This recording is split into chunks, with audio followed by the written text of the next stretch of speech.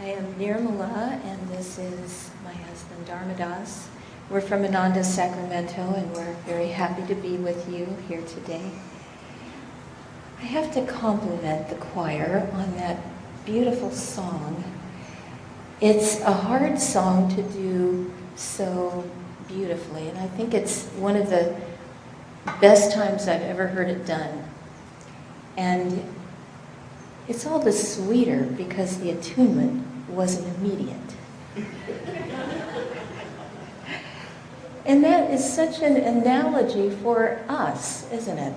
Our attunement isn't automatic. We have to work at it. We have to not give up. We have to not go running off to the wings. I can't do it. We have to keep trying.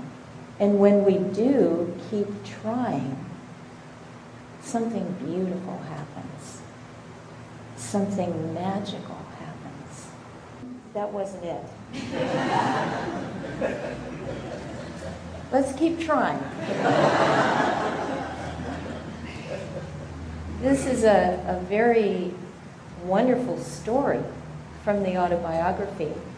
The story of Yogananda's great healing through the intervention of Lahiri Mahashaya.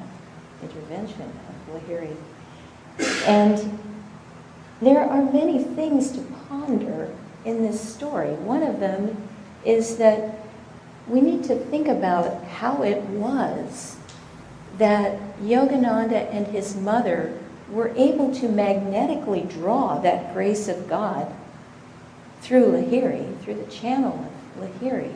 How did they do that? Well, one thing we know is that the situation was desperate. Yogananda's life was despaired of. His mother was frantic.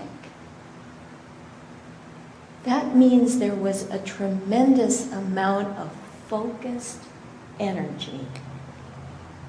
They could have been praying like this some days or maybe even weeks ahead of time, but it was in that moment when Yogananda's life was slipping away that they put all of their energy, all of their willpower. There were no extraneous thoughts of, oh, I wonder what's happening in the next room, or what's for dinner. Nothing. Every ounce of their mind and their body and their soul was focused. Bow before that picture of Lahiri Mahashaya. If you offer your life to him, your life will be spared. That kind of energy is what creates the magnetism to draw grace. And we have to cultivate that. It's not automatic. It's not any more automatic than attunement is automatic. We have to learn to concentrate, to focus all of our mind. Remember that beautiful story from the Bhagavad Gita? Dronacharya asks all the archers to come up and try to hit the bird at the top of the tree. And he asks them all, what do you see? And they're standing there, well, I see you, and I see the tree, and I see the sky. And Dronacharya just says, well, shoot, go ahead. And they all miss. Arjuna comes. What do you see? I see the eye of the bird. Shoot, I know you will make it. And he did. That's the kind of concentration that we have to have. The kind of focus. And I was reading recently, someone was saying that when you know that you're going to die in 2 weeks, it focuses the mind wonderfully. Suddenly you have great clarity about what you want to do. And that's the kind of clarity we need to develop now, in every moment of our lives. And so Yogananda and his mother also had tremendous devotion, tremendous faith in their guru, tremendous love, tremendous trust. They gave everything to that. They offered every part of themselves at Lahiri's feet. And that's the kind of energy, devotion, faith that draws the grace of God into our hearts, into our minds. So people often ask us,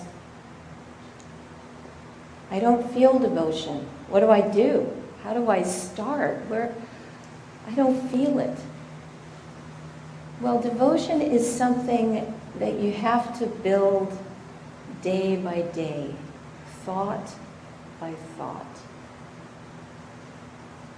Knock, and it shall be answered unto you. Seek, and ye shall find. If you ask, you will receive. But if you don't ever invite God in, how can he come? It's just like with anyone else. If you meet someone that you want to get to know more, what do? You invite them in. You spend time together. You talk. You listen. You share. God is no different, except that God has been waiting for you to notice, to care, to ask for him to come in. For how many thousands and thousands of years he's been waiting patiently. It's like we have a billionaire friend that we ignore. A billionaire friend who has all the resources of the universe at his fingertips. He knows everything. He has all the connections. He's done all the research. He knows all the history. He's waiting to help you. That's why this purification ceremony is so beautiful, because it starts with the words, I seek purification. I want God. I come into my heart. And we respond as ministers, as channels for Yogananda, we respond, open your heart to me, and I will enter. I will help you. We think we can do it on our own. We think we should do it on our own. Our effort, Yogananda said, is 25% of the equation. The effort of the Guru on our behalf is in another 25%. The grace of God is 50%. But our little 25% has to be 100% of our effort, our energy, our concentration, our devotion, our trust, our love. That we can do. I also love the point that Lahiri Mahashaya was not in his body when this story happened. He had passed away shortly after Yogananda was born. And yet, he was a living presence in the lives of Yogananda and his mother. A living presence. These gurus are not just amazing stories from the past. They are a living presence. But it's up to us to attune to that presence, to find that living presence within ourselves, to invite it in, to nurture it, to cultivate it, to study their words, to be at events and ceremonies that talk about them and make them close. Ananda is all about creating the environment in which their presence can be felt. So even when Lahiri was in his body, he would tell followers who were longing to see him, he would say, why do you want to view these bones and flesh when I am ever within range of your spiritual sight? So he was trying to wean them off of seeing just his physical form even before he left his body. Find me here at the spiritual eye with your spiritual sight. Because these great masters have transcended time and space. They have conquered death. They don't need to be in a physical form. Their presence is omnipresence. Yogananda cultivated that experience of Lahiri Mahashaya long before this story of healing. Yogananda was very sad as a young child when he had only Lahiri's photo. He felt, oh, I wish I had been able to be with him when he was in a physical form. I am so sorry that I can't be with him. But then he started realizing that he could call on Lahiri inwardly. And he realized that he could receive guidance. He could feel the Master's presence. It got to the point where the little photo of Lahiri would come out of its frame. It would take a luminous body form and sit in front of Yogananda and meditate with him. And when Yogananda would bow before that luminous image and attempt to touch his feet, the image would go back into the frame. But Yogananda had cultivated that inner relationship. And that relationship is open to all of us. Not only is it a standing invitation, but God is coaxing, asking, whispering to our souls, come, I am waiting for you.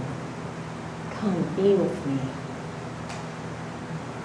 The spiritual life is open to everyone who concentrates, who tries to attune themselves to that vibration. Everyone who, as the Bible says, be still and know that I am God. That's what we have to do. It's very difficult in this age of screens. Our lives are filled with little screens. I'm starting to set a timer when I sit at the computer. I will not be ruled by screens. That static of modern life is no joke. It's very powerful, and it requires great effort on our part to become still despite all the distractions of modern life. But everyone who puts out the energy, who becomes still, who with devotion centers themselves in that love of the divine presence within, the light will come. That light is our true nature. This world is a mirage. This world is Maya, delusion. That light, the light of the Masters, the light that permeates all of creation, is the true reality. Look for the truth. Find that light within.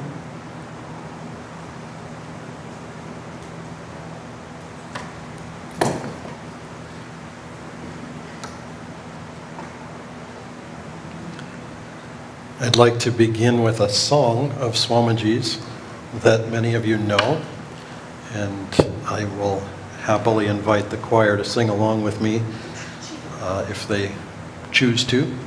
but I wanted to give a little bit of background to the song that some of you perhaps know, but maybe not all. The song is called Walk Like a Man. It was originally titled Go On Alone. And it comes from inspiration that Swamiji received from reading a song or hearing a song of Rabindranath Tagore in India, Ekla Chalo Re, which became a freedom song during the effort to free India from British rule.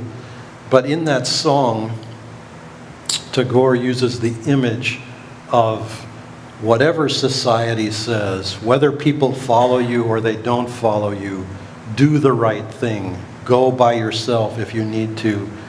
The last verse of that song, depending on the translation, of course it was written in Bengali, but depending on the translation, it says, light a fire in your heart. Let the fire of your heart light the path in front of you, even in the darkness. And whether you have bleeding feet or not, go on alone. It's pretty stringent, shall we say. But Swamiji's song is quite lovely.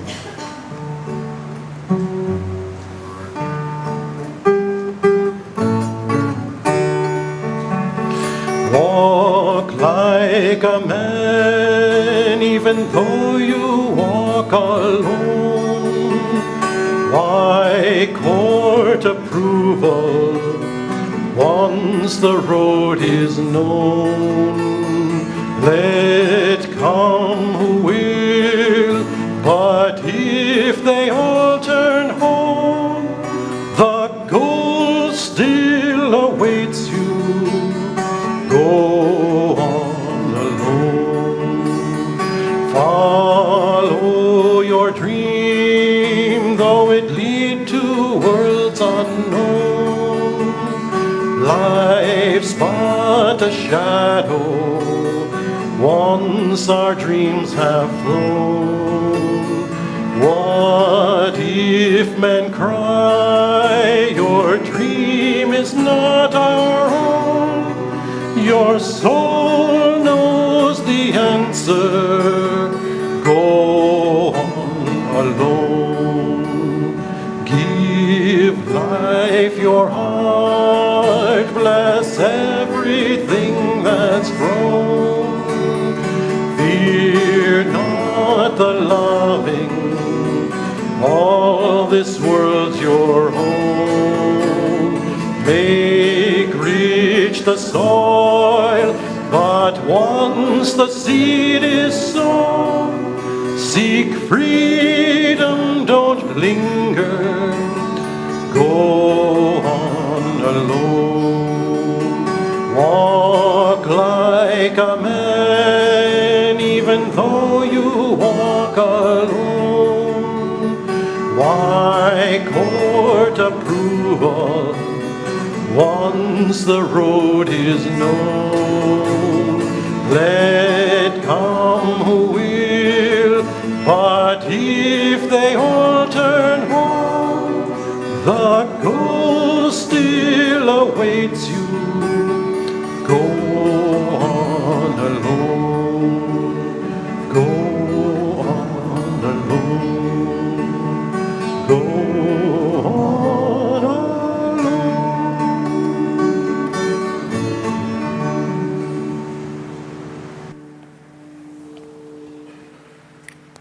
Thank you. This topic, the redeeming light and the essence of light, is an important and beautiful one. There was a bumper sticker that I saw in Sacramento some couple of years ago. And normally, I've noticed bumper stickers are sort of not so much in vogue. Maybe people's cars are nicer and they don't feel like sticking them up with something sticky that has a rather trivial sentiment expressed on it. But this particular one was quite profound. Normally the bumper stickers are sort of clever. I remember one that said, gravity, it's not just a good idea, it's the law. And I thought, okay, you get points for that, that's okay, that's memorable. I think that was after the seatbelt law came in. It was like, okay, good reminder. But this particular one actually stopped me and made me really think about it, because it was quite profound. It said, very simply, you are not your story. If you think about that, our whole lives are sort of predicated on the notion that we are the story that has led up to this moment, and that we will continue to be the story that follows this particular moment into the future, which is entirely false and entirely indicative of the illusion or the maya that we walk around in. And then we have, as Nirmala was expressing from the story in the reading, we have the redeeming light, the healing light, the infinite light of God, and the reality of that in our lives. And we are that light. How do we tune into it? I had a dream fairly recently in which I was being chased. Perhaps there were one too many adventure movies that had led up to this dream. I'm not sure what precipitated it. It was quite memorable because scenario after scenario played out in this dream. It was quite elaborate, it was quite involved, and it seemed like it went on for a long, long time, which probably means it was about a half hour or something. But every single time, at great effort and with extraordinary difficulty, I would escape from some difficult situation. It would be only to get caught again by the bad people or the whoever it was that was chasing me. And I got very frustrated with this dream, even while I was dreaming it. I just got frustrated enough that I finally just woke up. There was gonna never be a good ending to this dream, is what I finally actually realized. It's just not gonna work out this time. So I just woke up and it was like, okay, let's put that one aside. And if we think in our lives, we dream a dream of this life, and yet all that we ever have access to of that dream is the very moment that we live in right now. 5 minutes ago, 5 years ago, 5 lifetimes ago, it's all a dream. 5 minutes from now, 5 years from now, whatever into the future, it's imagination. And the light of our consciousness is illuminating whatever we focus it upon. What will that be? We can light up the frames of the movie. You know, if you think of in the old days when film was film, and you could focus on particular frames of that film, your consciousness could light up one or two or a whole little vignette full of them, but it doesn't make it any more real because it's already gone by, it's already passed. If we're going to live in this moment, we can do, as Nirmala was describing, with great devotion and with great attention, we can focus on the living presence of God. I learned something interesting about light, quite striking actually. In the Big Bang, the way the research at this moment gives it to us, and of course this is all subject to change, science being science, but the way science understands it now, the first picosecond, anybody know what a picosecond is? It's really, really short. It is a trillionth of a second. The first trillionth of a second after the Big Bang, they don't know what happened in that first trillionth of a second. That's on the map, the old maps of the world where they didn't know what it was. It said, here be griffins. Well, there's griffins in the first trillionth of a second because they just can't figure that one out.